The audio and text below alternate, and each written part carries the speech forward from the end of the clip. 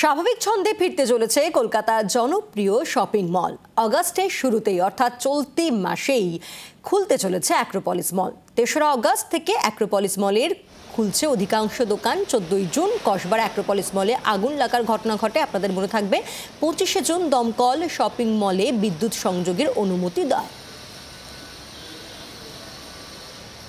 আর fire department এখন যেটা আছে পারমিশন, এটা প্রভিশনাল আছে উইথ দ্য অ্যামেন্ডমেন্টস, যার সঙ্গে ওনারা মল খোলার পারমিশনটা দিয়েছেন, ওই পারমিশনের সঙ্গে আমরা কাজ করছি উইথ দ্য অল সেফটি।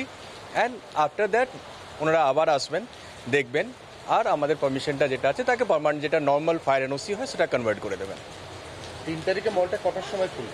11টার সময়, রেগুলার টাইমিং 11টার সময় ফর অল সেকশনস। দুটো দোকান আমরা খুলছি না, যেটা কি চিলিজ রেনোভেশনে করছে আর হবিবোলা কিছু রেনোভেশন করবে, এই দুটো ছাড়া বাকি 100% অল মল খুলবে।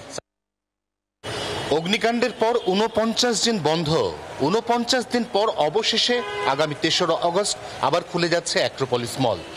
এই মুহূর্তে অ্যাক্রোপলিস মলে সবকটি ফ্লোর মিলিয়ে ৯১টি এস্টাবলিশমেন্ট রয়েছে। এর মধ্যে রয়েছে বস্ত্র বিপণী, এর মধ্যে রয়েছে প্রসাধন সামগ্রীর বিপণী, এর মধ্যে রয়েছে একাধিক রেস্তোরাঁ এবং পানশালা।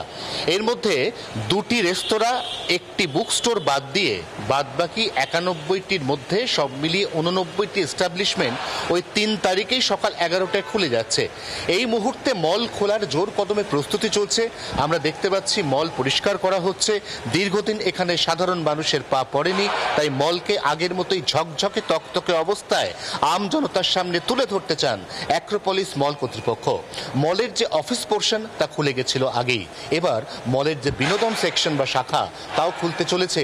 তাই যারা কলকাতায় এই সমস্ত মলে সন্ধে জমজমাট আড্ডার আসর বসান বা একটা ভালো সিনেমা দেখতে আসেন গোটা পরিবারকে নিয়ে, তাদের জন্য নিঃসন্দেহে এই অগাস্ট মাসেই আবার ফিরে আসছে খুশির খবর।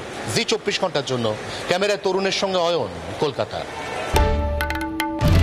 বাংলার আওয়াজ, বাঙালির আবেগ, জি ২৪ ঘন্টা।